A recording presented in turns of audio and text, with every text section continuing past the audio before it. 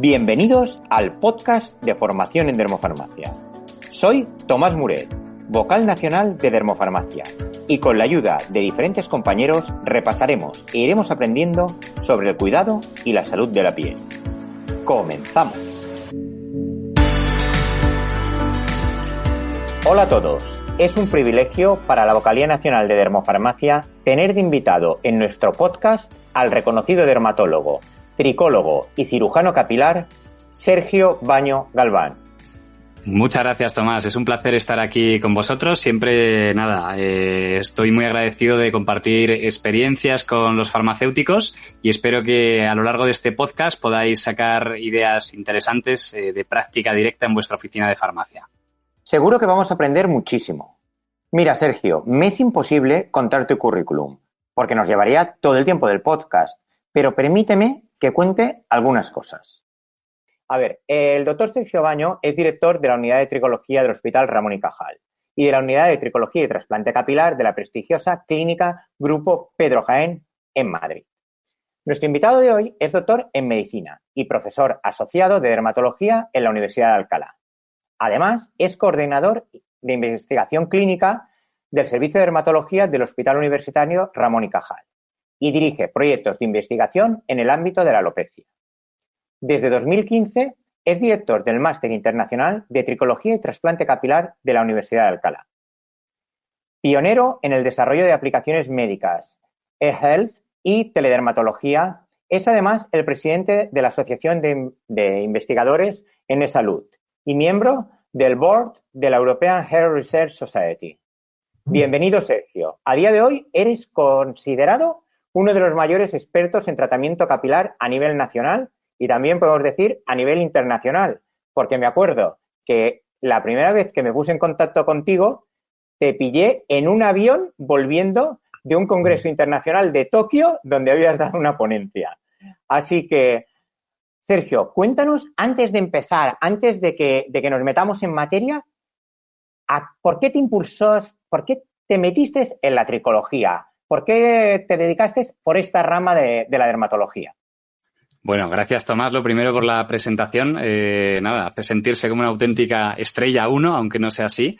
Y la verdad que el campo de la tricología en los últimos 10 años se ha desarrollado mucho. Cuando me especialicé en dermatología en el Hospital Ramón y Cajal, terminé la residencia en 2010, era un área que no estaba tan de moda dentro de la dermatología y poco a poco me fui súper especializando en ese área porque la verdad que tenía una parcela de investigación muy interesante y desde el punto de vista dermatológico podíamos ofrecer una atención integral a los pacientes, tanto a nivel de diagnóstico como a nivel de tratamiento médico y también quirúrgico.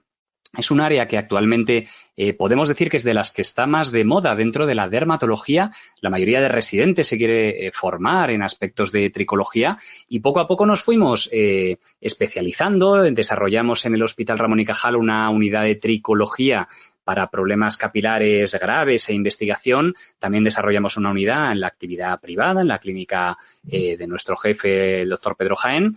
Y la verdad que hemos estado haciendo diferentes tipos de actividades, tanto docentes, investigadoras y asistenciales, que nos gratifican mucho y creemos que es un área que en la actualidad es muy completa, que podemos ofrecer a los pacientes innovaciones y novedades terapéuticas que pueden permitir mejorarles mucho la calidad de vida, que es algo que repetiremos a lo largo de toda la charla, que la alopecia no es un problema solo del pelo, sino de la repercusión emocional y de autoestima que tienen los propios pacientes.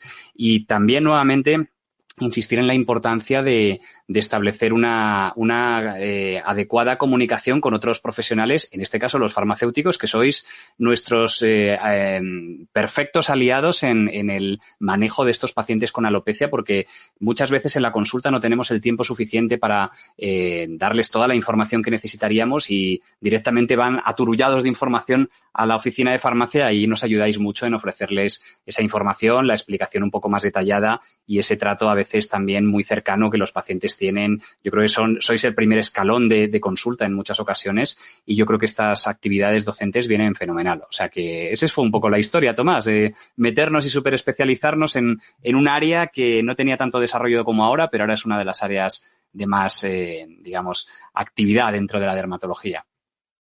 Mira, Sergio, tú coincidirás conmigo en que los problemas capilares han pasado del ámbito de la belleza a ser considerados hoy en día un problema de salud que afecta a la calidad de vida de los pacientes, ¿no? Tú que llevas ya una serie de años y que eres un estudioso de la tricología, ¿cómo ves esta evolución en estos últimos años?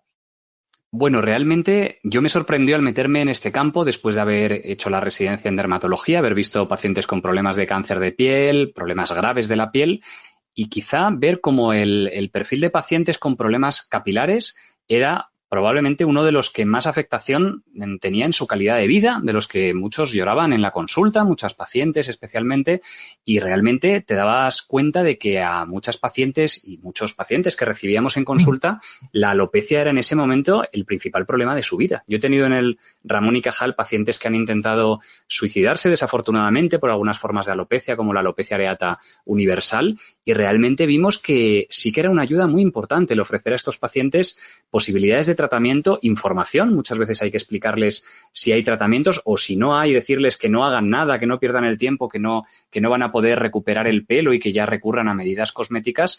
Y realmente sí que nos hemos dado cuenta cómo en los últimos años han aumentado algunas formas de alopecia e insistir en esa afectación muy importante de la autoestima y de la autoconfianza en los pacientes que a veces se sienten un poco desahuciados si van a algún centro sanitario y no les hacen el suficiente caso diciendo que el pelo, bueno, es un problema puramente estético. Bueno, no es así, la verdad que tiene un impacto muy importante en la calidad de vida.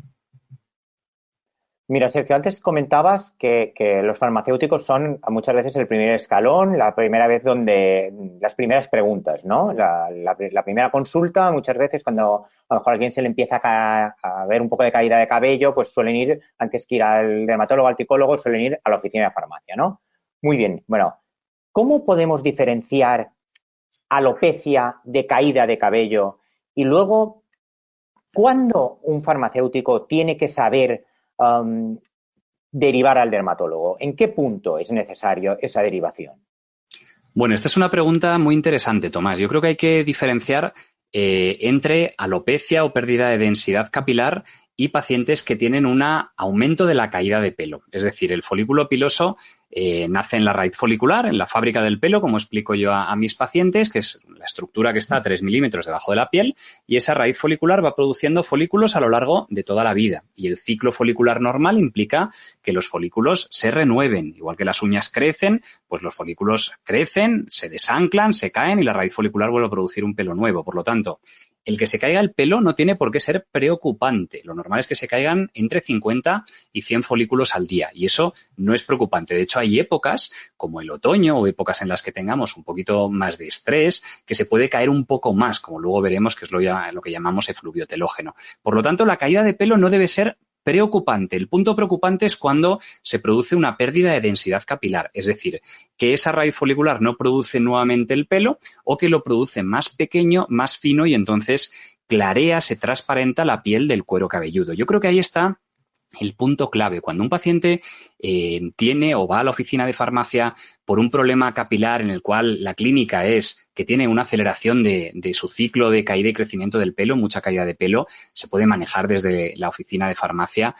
No suele haber datos, digamos, de preocupación. El problema es cuando ya aparece una pérdida de densidad capilar, es decir, que el paciente o la paciente nota que clarea la zona frontal, la coronilla, que la raya del pelo se va ensanchando o incluso pacientes que empiezan a desarrollar áreas de alopecia focales, como luego veremos en la alopecia areata o en otras formas de alopecia. Y ahí es el punto clave que yo creo que merece la pena que podáis derivar al especialista para que haga un diagnóstico concreto, porque como luego veremos, una vez que se produce esa pérdida de densidad capilar, existen más de 100 tipos distintos de problemas de alopecia, con lo cual sí que merece la pena tener un diagnóstico concreto para establecer el tratamiento ideal para ese tipo de alopecia.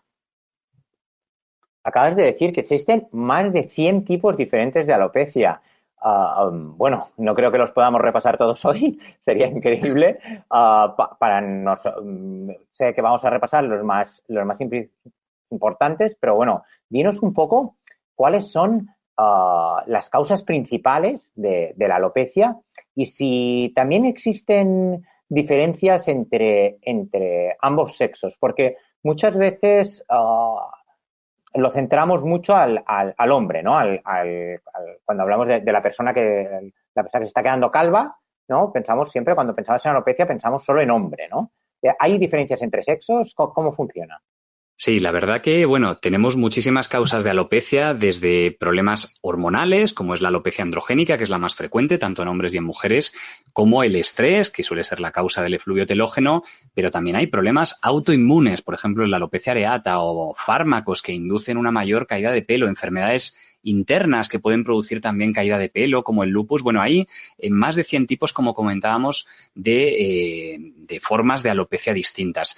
Es verdad que también hay diferencias según el género. Curiosamente, os sorprendería, en la consulta de tricología, tanto en la actividad pública como en la privada, 2 de cada 3 pacientes que recibimos son mujeres. O sea, aunque la alopecia en general sea más frecuente en hombres, las mujeres suelen consultar más que los hombres. En los hombres, sin duda, la más frecuente es la alopecia androgénica, y a bastante distancia tendríamos en segunda posición del ranking la alopecia areata y otras formas de alopecia como el efluvio telógeno, foliculitis de Calvante, etcétera.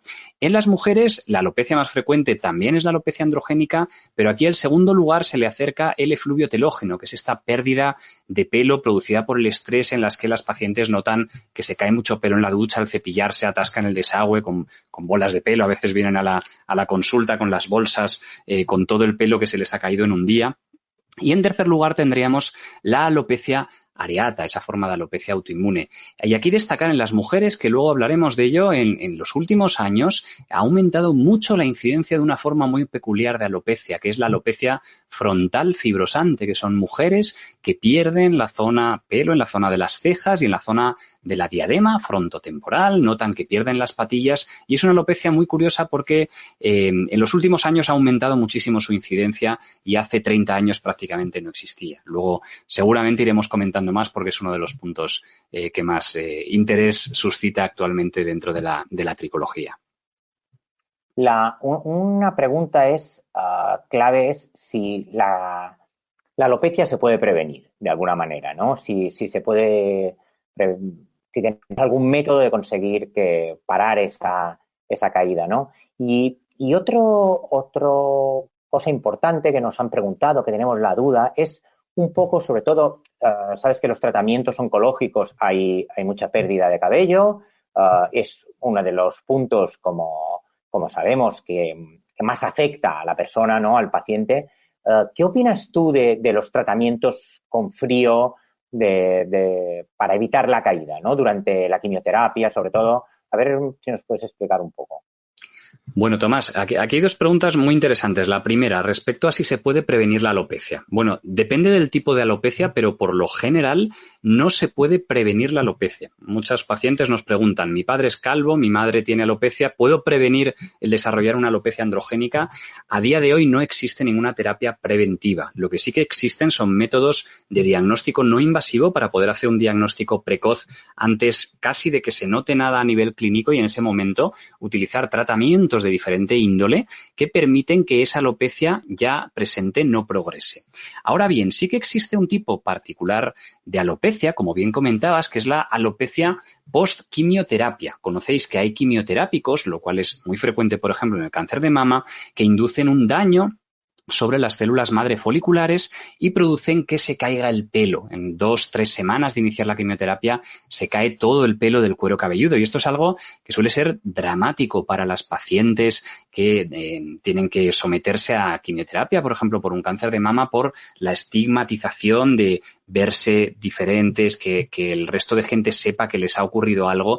Y la verdad que nuestros compañeros oncólogos nos comentan que es una de las primeras preguntas que les hacen las pacientes cuando les dicen que tienen un cáncer de mama. Doctor, ¿va a haber que ponerme quimioterapia y voy a perder el pelo? O sea, es algo muy relevante. Entonces, en este sentido, en los últimos años ha habido interesantes publicaciones de un sistema de enfriamiento del cuero cabelludo llamado scalp cooling, cuyo mecanismo sería el producir un cierre de los vasos sanguíneos del cuero cabelludo durante la sesión de quimioterapia, para que la quimioterapia no llegue al folículo piloso y por tanto no lo dañe y no se caiga el pelo. Y curiosamente, este sistema ha demostrado en estudios y en ensayos clínicos con amplia evidencia que puede permitir prevenir esta alopecia por quimioterapia incluso en un 50% de los pacientes. Por lo tanto, va a depender del régimen de quimioterapia que se utilice, pero este sistema de enfriamiento del cuero cabelludo o scalp cooling puede ser una herramienta interesante para prevenir la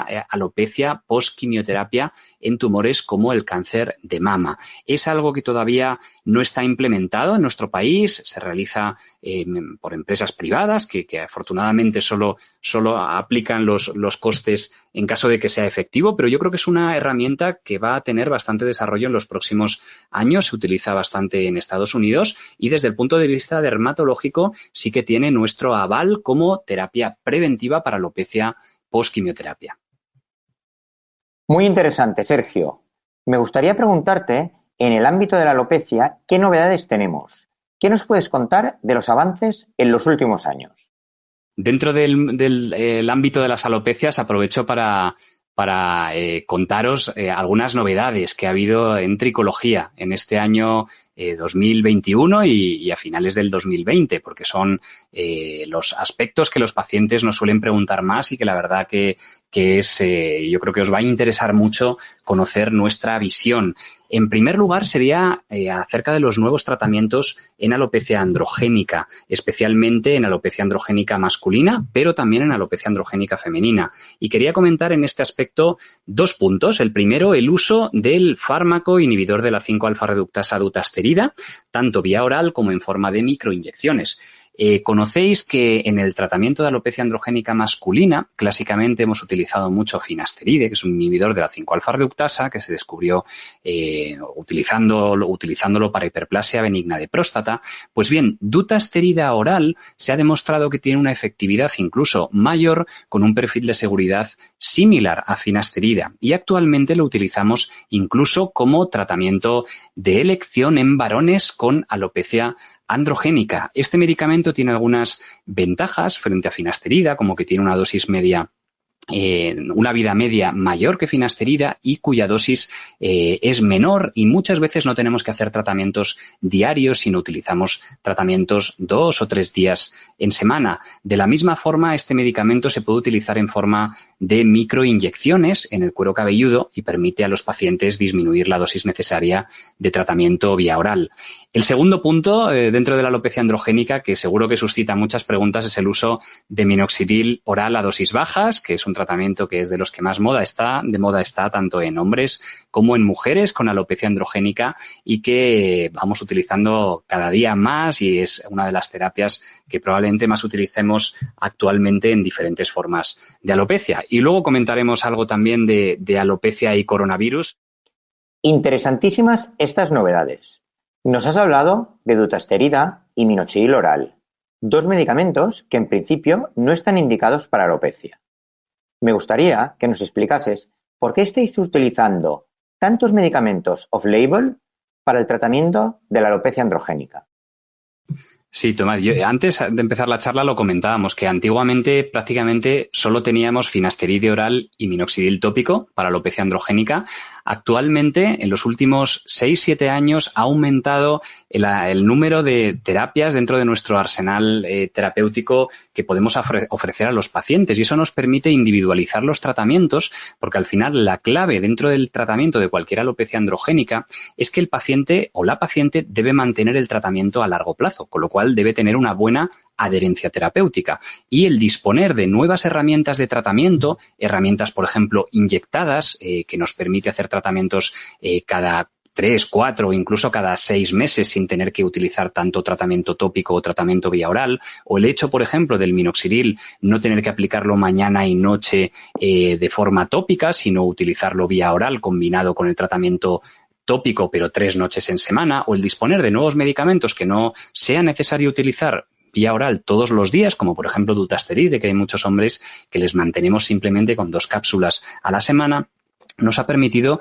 individualizar mucho esos tratamientos y mejorar la adherencia terapéutica a la larga, porque es clave y los pacientes deben conocer, y esto es un mensaje importante desde la farmacia, que los tratamientos empiezan a hacer efecto a partir de los 5 o 6 meses y que el tratamiento hace el máximo efecto incluso a los 12-14 meses. Son tratamientos lentos. Si un paciente o una paciente empieza a usar un tratamiento capilar para su alopecia androgénica y no nota efecto a los 3 meses, es algo normal. Hay que esperar hasta los 5 o 6 meses. Luego está el tema que bien comentabas del uso off-label, y es que el 99% de los tratamientos que utilizamos a día de hoy son uso fuera de indicación. Se descubrieron para otras indicaciones, lo único, han demostrado amplia evidencia de efectividad y seguridad en el manejo de diferentes formas de alopecia, como por ejemplo el uso de minoxidil oral a dosis bajas o dutasteride oral en alopecia androgénica masculina, y son tratamientos de práctica habitual. Es decir, nosotros en la consulta de tricología el 99% de los medicamentos que utilizamos son off-label, los pacientes lo saben, así se lo explicamos, hay amplia evidencia, les damos copia muchas veces de los estudios que se han realizado para su tranquilidad, y esto a nivel personal y a nivel dermatológico no nos supone problema, dado la amplia evidencia publicada de la efectividad y seguridad de estos tratamientos. Pero yo creo que la clave es que hay muchas terapias que nos permiten individualizar según las preferencias y el perfil de alopecia de cada paciente. Vamos a ver, si el tratamiento debe mantenerse de por vida, en tu experiencia, ¿cómo podemos ayudar desde la farmacia a los pacientes a mantener la adherencia a estos tratamientos?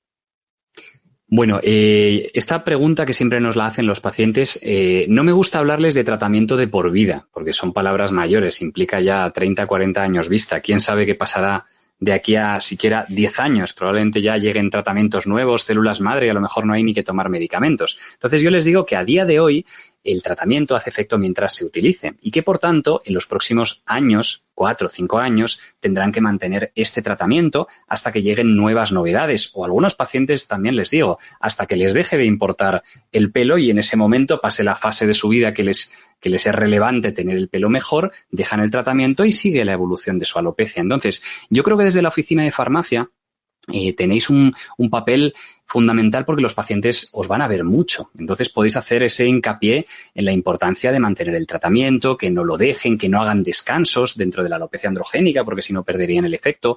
También podéis explicar el timing que van a tardar los pacientes en notar ese efecto del tratamiento. Si tienen algún efecto secundario o algún posible efecto adverso, el aconsejarles si es posible que sea por el tratamiento o no. Y también conocer que a nivel dermatológico solemos utilizar un tratamiento un poco más intensivo el primer año y medio, 2 años, hasta que conseguimos el efecto mayor del tratamiento médico, y luego un tratamiento de mantenimiento que es un poquito más suave, reduciendo dosis, reduciendo días de aplicación, para que los pacientes ya sea más sostenible y mejore su adherencia terapéutica a medio o largo plazo. Pero yo creo que tenéis ahí una posición muy interesante, dada la frecuencia de visitas que os hacen los pacientes para que les dispenséis los medicamentos, para aprovechar y preguntarles, insistirles qué van notando, si están animados con el efecto, explicarles que tarda en verse el efecto, pero que es algo que normalmente se vea incluso al año y pico, y por tanto, nada, transmitir esa idea, quizá no para toda la vida, pero sí que hay que mantenerlo unos años hasta que vaya habiendo novedades. Yo en este sentido también le digo a mis pacientes, yo el tratamiento que uso a día de hoy es completamente distinto al que usaba hace 5 años, y hace 5 años era completamente distinto al que usaba hace 10. Por lo tanto, siguiendo esa regla de 3, dentro de 5 años tendremos tratamientos nuevos. Muy interesante, sobre todo de cara a la oficina de farmacia, a estas recomendaciones de que no van a haber un efecto en 3 meses, que va a ser un efecto más a largo plazo, que tenemos que es muy importante nuestra labor en la adherencia a los tratamientos. Recordad, tenemos que, a no ser que haya un efecto secundario muy grave, hay que recordar que solo debe suspender el tratamiento el médico, y no tenemos que conseguir que el paciente no suspenda el tratamiento porque le dé la gana. Y luego la pregunta que nos hace muchísimo esta de bueno, pues ahora voy a descansar un par de meses porque si no el cuerpo se acostumbra. Pues que no tienen que descansar. Aquí solo se descansa si su médico se lo aconseja, pero no porque la vecina o el amigo o el conocido se lo trate. Bueno, Sergio, vamos a un tema que lo hemos comentado antes, pero que nos preguntan, que tiene cada vez más digamos, interés, y que afecta sobre todo a la mujer. Y como tú sabes, en el mundo de la farmacia, el 70% que tenemos son mujeres, ¿no? Vamos a ver, ¿hay algún tratamiento nuevo que sea eficaz para la temida alopecia frontal fibrosante? Y acláranos, por favor, ¿qué hay de evidencia en el tema que los protectores solares están contraindicados en este tipo de alopecia, ¿no? Porque en algunas ocasiones leemos que no se usen porque producen la alopecia frontal fibrosante, en otras ocasiones leemos que es un bulo. Necesitamos que nos lo aclares para que este verano demos el consejo perfecto a los Bueno, personas y Tomás, pacientes que vengan a la farmacia. has tocado uno de los temas más controvertidos. Bueno, sabéis, la alopecia frontal fibrosante, hablábamos antes, es actualmente la alopecia cicatricial más frecuente y suele afectar a mujeres. Está en el ranking global en el cuarto puesto de alopecias más frecuentes después de la alopecia androgénica, el efluvio telógeno y la alopecia areata, y dentro de las cicatriciales es la más frecuente. Es una alopecia que hace 40 años no se veía en las consultas, por lo tanto es una alopecia emergente, nueva, digamos, de estos últimos 15, 20 años. Suele afectar 95% a mujeres y especialmente en la menopausia o después de la menopausia, y las pacientes notan una pérdida de densidad capilar en las cejas y en la zona de la diadema, en la zona frontotemporal. Estoy seguro que todos habéis visto alguna paciente con alopecia frontal fibrosante en vuestra farmacia en los últimos 4 o 5 años. Bien, la gran duda, esta alopecia no se conoce muy bien cuál es su origen. Se especula que tiene un origen autoinmune y hormonal sobre una base genética. Eso sí que se ha demostrado, se han hecho estudios genéticos y se ha visto que hay una base genética y que influye un factor inflamatorio, un factor autoinmune y también que influye un factor hormonal, porque, por un lado, la mayoría de pacientes son mujeres y, por otro, hay evidencias moleculares y clínicas de que influye una alteración hormonal y el tratamiento más efectivo a día de hoy es un antiandrógeno, que es el inhibidor de la 5-alfa-reductasa dutasterida. Es el tratamiento que ha demostrado ser más efectivo para frenar el avance del proceso. Primer consejo interesante desde la oficina de farmacia. Esta alopecia, igual que otras alopecias cicatriciales, cuando se pierde pelo en una zona, se sustituye por una cicatriz. Por eso se llama alopecia cicatricial. Por tanto, el objetivo del tratamiento médico es que no vaya a más. Yo le digo a mis pacientes que el objetivo es que en 5 años esté como está hoy, que no empeore. Esto es fundamental, el gestionar adecuadamente las expectativas de resultado de las pacientes, porque lo normal es que no mejoren, y si mejoran, mejoran muy discretamente en la línea de implantación. Y para conseguir estabilizar a estas pacientes, el tratamiento con dutasterida, nuevamente, uso off-label, es el tratamiento que ha demostrado mayor efectividad. Por lo tanto, cuando os lleguen recetas a la farmacia de dutasteride en mujeres con alopecia frontal fibrosante, ya conoceréis que es una de las terapias más efectivas y, por supuesto, en mujeres en edad fértil es un tratamiento que, en caso de tomarlo, deben evitar embarazo durante el tratamiento y 6 meses después.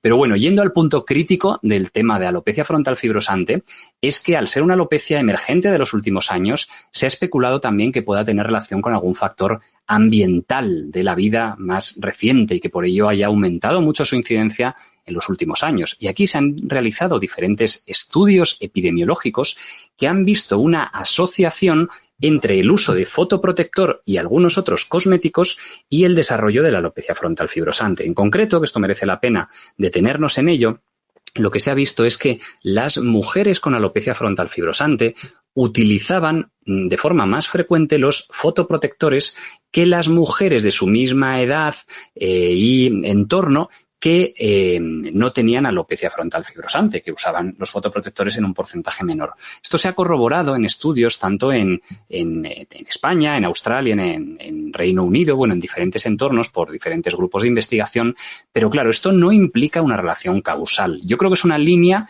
de investigación que tenemos que seguir analizándola, pero a día de hoy no existe la suficiente evidencia como para recomendar no usar fotoprotector a las mujeres o a los pacientes o a los varones por el riesgo de poder desarrollar una alopecia frontal fibrosante. Definitivamente no existe una confirmación de esa asociación causal. Ahora bien, en un futuro veremos si hay determinados perfiles de pacientes que tengan alopecia frontal fibrosante y que en particular en ellas recomendemos utilizar el fotoprotector en menor medida o en algunas zonas en menor medida que en otras pacientes. Pero a día de hoy el mensaje, Tomás, debe ser que tenemos que recomendar fotoprotector a nuestros pacientes para evitar ese daño solar acumulado que nos va a producir, lo más importante, un aumento del riesgo de cáncer de piel y también va a producir un envejecimiento cutáneo. Perfecto. Tenemos ya claro este tema, que sabemos cuál es la recomendación a día de hoy. Nos queda claro que esto está cambiando, está en estudio.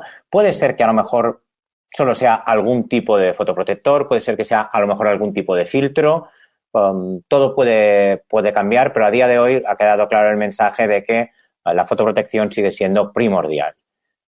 Vamos a hablar un poco de efluvio telogénico, ¿no? Parece que es un proceso, como has comentado, como autorresolutivo, ¿no? Pero me gustaría saber, porque esto es una cosa que sí que nos interesa mucho a los farmacéuticos y que sí que se nos pregunta, es si son necesarios, si son eficaces los tratamientos orales o la nutricosmética, si son eficaces y necesarios los tratamientos tópicos como los champús o las lociones, hasta en este tipo en el efluvio telogénico, ¿qué hay de verdad en este tema? Bueno, Tomás, yo creo que efluvio telógeno es probablemente la forma de alopecia que más recibáis en la oficina de farmacia, sin duda, diría yo. Ya sabéis que el efluvio telógeno, efluvio es sinónimo de caída brusca y telógena es la fase del folículo en la que se desprende y se cae para renovarse por un nuevo pelo. Entonces, en este efluvio telógeno lo que se produce es una aceleración del ciclo de caída y crecimiento del cabello debido a múltiples causas. Cualquier estrés físico o emocional puede inducir un efluvio telógeno, ya sea pues, una dieta, un estrés emocional, una ruptura sentimental, etcétera. A este respecto, por supuesto, la infección por coronavirus es una de las causas más frecuentes de efluvio telógeno en la actualidad. Yo creo que hay que diferenciar bien entre efluvio telógeno agudo, es decir, tenemos una causa concreta y se produce a los 2 o 3 meses una pérdida de pelo intensa que suele durar 3-4 meses y luego se recupera, hay que diferenciarlo respecto al efluvio telógeno crónico, que son pacientes, normalmente mujeres, que tienen una caída intensa de pelo de forma mantenida desde hace años y normalmente son pacientes que ya han recurrido a todo tipo de tratamientos nutricosméticos, de lociones, de anticaída, etcétera, y son pacientes complicados porque normalmente ya han entrado en ese círculo vicioso de una caída crónica y aquí sí que van a requerir, digamos, un proceso de diagnóstico médico concreto y tratamientos un poco diferentes. En el caso del efluvio telógeno agudo, que es el que probablemente más veáis en la oficina de farmacia, yo creo que podéis tener una función muy importante desde la farmacia para directamente tranquilizar mucho a las pacientes, ofrecerles ya primer escalón de tratamiento con nutricosmética, diferentes productos y sobre todo aconsejarles, porque son pacientes que suelen tener mucho agobio, la verdad, son pacientes que a veces lloran en la consulta del propio agobio que tienen porque se les cae mucho el pelo y piensan que en 2-3 meses van a estar sin pelo. Y aquí os voy a contar algunos trucos que yo comento en la consulta y que suelen dejar bastante tranquilas a las pacientes. En primer lugar, cuando se produce un proceso estresante, la caída de pelo se suele producir a los 2 o 3 meses porque ese estrés produce una liberación de sustancias en el organismo que hace que los pelos entren en fase telógena. Muchos folículos entran en fase telógena, pero hasta que empiezan a desprenderse suelen pasar de 2 a 3 meses porque es esa duración que tiene la fase telógena. Por tanto, desde el estrés suelen pasar 2 o 3 meses. Infección por coronavirus y se cae el pelo no al día siguiente, sino a partir de los 2 meses.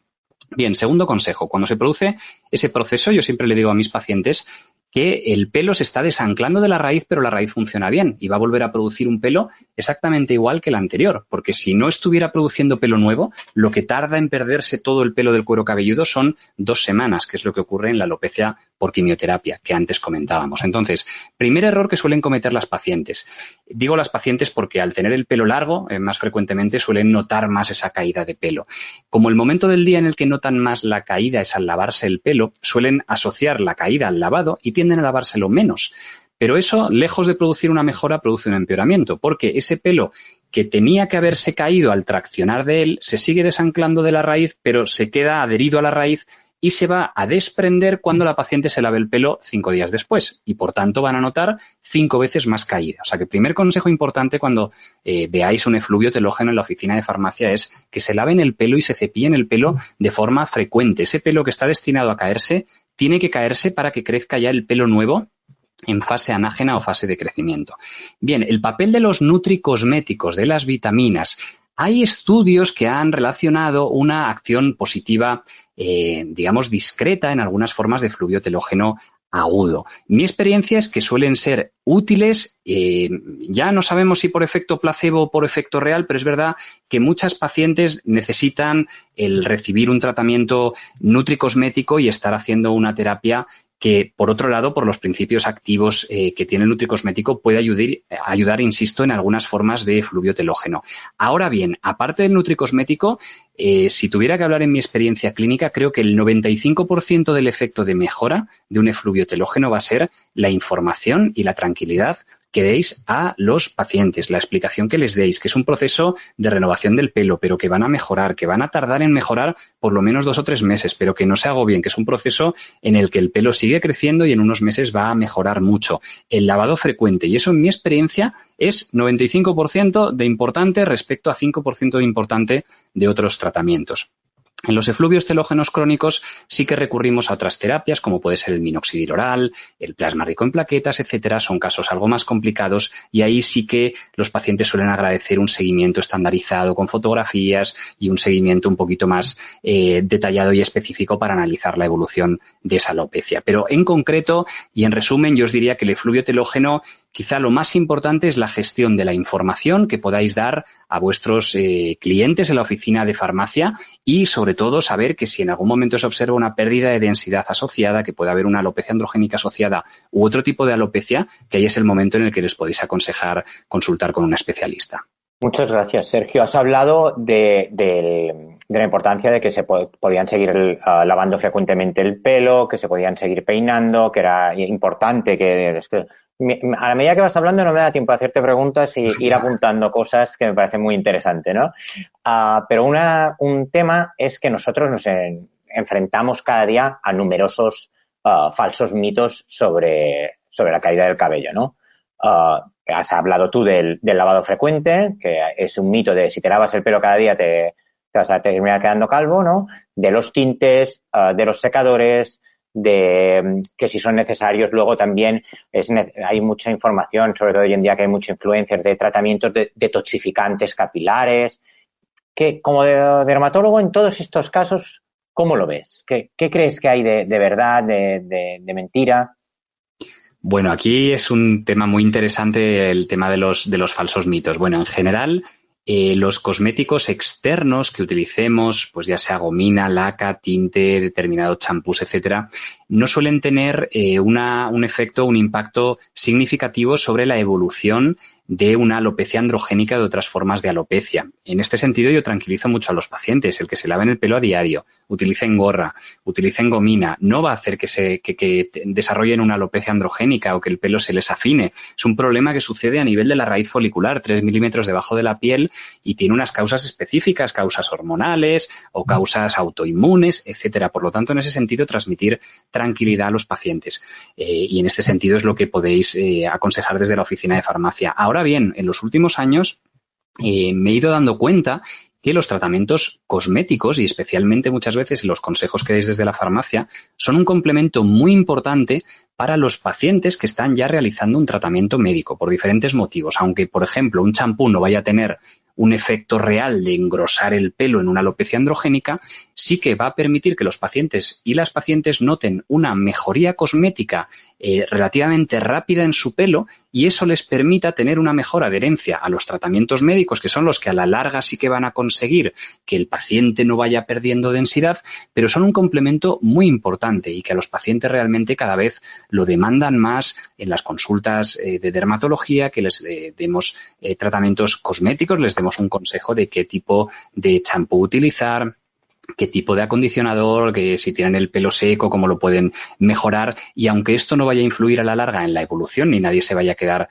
calvo o calva por qué champú utilizar, sí que complementa muy bien el tratamiento médico. Y en este sentido, creo que tenéis un papel muy importante desde la farmacia también de consejeros en este sentido de cosmética capilar para los pacientes que muchas veces en las consultas médicas no nos paramos mucho tiempo a explicarles estos cuidados cosméticos y aquí podéis dar unos consejos muy valiosos que los pacientes van a agradecer mucho.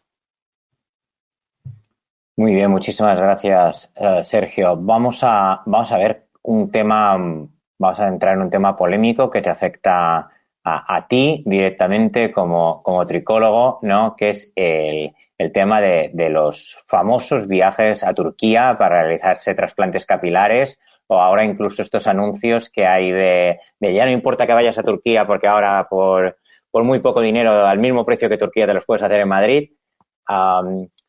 Explícanos un poco, para que los farmacéuticos lo sepamos, lo primero de todo, ¿qué es la implantología capilar? Porque hoy en día se habla muchísimo de implantes capilares y nos hacen preguntas en la oficina de farmacia sobre este tema, pues para saber qué es la implantología capilar y después el tema polémico, ¿no?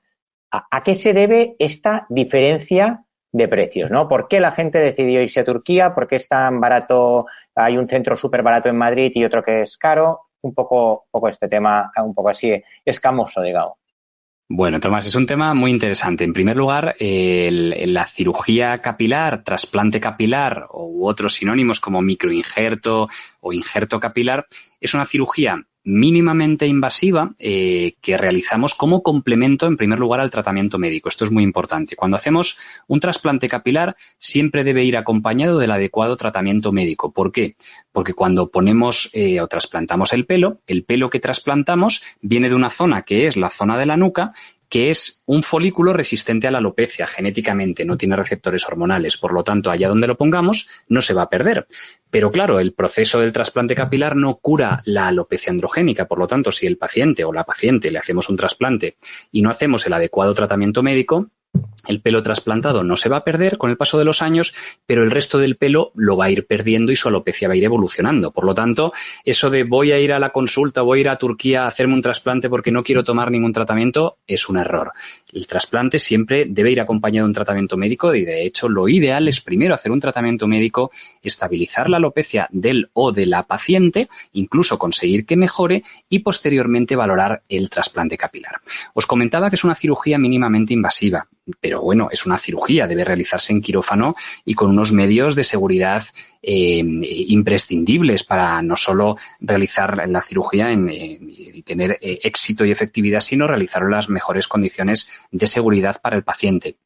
Consiste en trasladar los folículos de la zona de la nuca, que son genéticamente resistentes a la alopecia androgénica, e implantarlos en la zona de alopecia del paciente. Son cirugías que se hacen en un día, pero son relativamente largas porque hay que ir trasplantando pelo a pelo. Hoy en día se hace con la técnica del microinjerto, que es trasplantar pelo a pelo, y esto permite tener un resultado muy natural por el crecimiento del pelo uno a uno, pero son cirugías que se tarda en hacer pues entre 6 y 10 horas, porque es un trabajo muy minucioso, la cirugía es muy segura, es menos agresivo que quitar una muela, pero son cirugías largas.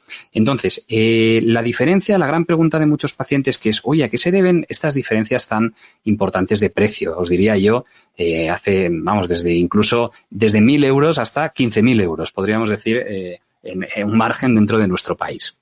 Bueno, se deben a diferentes factores. En primer lugar, los medios donde se realice el trasplante capilar. No es lo mismo trasplantar en una consulta, porque hay pacientes que se han trasplantado en una consulta sin más, que hacerlo en un quirófano con todos los medios y materiales que disponemos en quirófano. Los sistemas de monitorización del paciente y la presencia de un anestesista o no. A nivel personal, yo hace muchos años que operamos con un anestesista que aplica una sedación superficial a los pacientes y es una cirugía mucho más confortable para los pacientes y a mí me da mucha mayor seguridad operar con un anestesista al lado. Pero bueno, estos son ítems que van aumentando o disminuyendo el precio en una determinada clínica. También la calidad de los materiales, si los materiales son desechables o no, se van reutilizando o no. El plan de revisiones que se incluya al paciente, es decir, no es lo mismo un precio de una cirugía aislada que un precio integral que incluye un plan de revisiones con tratamientos posteriores, etcétera. Y luego, por supuesto, si el doctor que te va a operar está presente y realizando el proceso íntegramente en quirófano en una cirugía o no. Esto pongo un ejemplo muy claro. No es lo mismo operar un paciente de trasplante al día que operar a 6. Si tienes 6 quirófanos y vas de un quirófano a otro porque tienes otro personal que te ayuda al trasplante, pero el médico al final está solamente media hora de las 6 horas que dura el trasplante, pues al final no puedes controlar todo el proceso igual de bien que si estás las 6 horas dentro del quirófano operando un paciente al día. Y bueno, al final son pequeños factores que van sumando y hace que al final los precios varíen mucho, pero desde aquí yo creo que como farmacéuticos lo conocéis bien, no es lo mismo el proceso de trasplante se realice en un lugar o en otro y de la forma que se realiza en algunos lugares u otros. No es como ir al supermercado y comprar un paquete de leche que en un supermercado te vale 5 euros y en otro 8, pero es el mismo paquete de leche. Aquí el producto es muy diferente y aunque haya diferencias de precios en función de la experiencia del equipo profesional y del cirujano capilar en este caso, Yo creo que siempre hay que cumplir unos mínimos de seguridad y eso es lo que yo le aconsejo a mis pacientes, que antes de ir a un determinado centro, hay centros que son económicos y funcionan muy bien, pero que miren sobre todo quién les va a operar, los medios que tienen y especialmente la seguridad, porque hemos visto auténticos desastres realizados, ya no tiene por qué ser en Turquía, sino en centros incluso de España. Pero bueno, como conclusión os diría que el trasplante capilar es una herramienta terapéutica muy útil, pero claves a dar desde la farmacia. No todo el mundo se puede realizar un trasplante capilar porque puedes no ser buen candidato por no tener suficiente pelo en la zona donante. Punto 2, es una herramienta terapéutica complementaria al tratamiento médico, o sea, siempre tiene que ir acompañado del tratamiento médico. Y punto 3, el trasplante se puede realizar tanto en hombres como en mujeres. Las mujeres también pueden ser buenas candidatas al trasplante, pero claro, hay que evaluarlas previamente, porque esto de que alguien se vaya directamente a hacerse un trasplante sin que haya sido evaluado previamente, puedes encontrarte que tu pelo no es apto para poder realizar un trasplante, o puedes encontrarte que si hubieras realizado un adecuado tratamiento médico previamente, directamente no hubieras necesitado el trasplante. Yo creo que estos puntos son clave y los podéis aconsejar a los pacientes desde la oficina de farmacia. Muy bien, muchísimas gracias, Sergio. Ha sido un placer contar contigo hoy y creo que hemos hecho un resumen claro sobre todo el tema de la alopecia. Sé que tú has trabajado junto con el doctor Pedro Jaén y habéis escrito un libro, un manual práctico de tricología, y que está, bueno, que la gente lo puede adquirir a nivel online.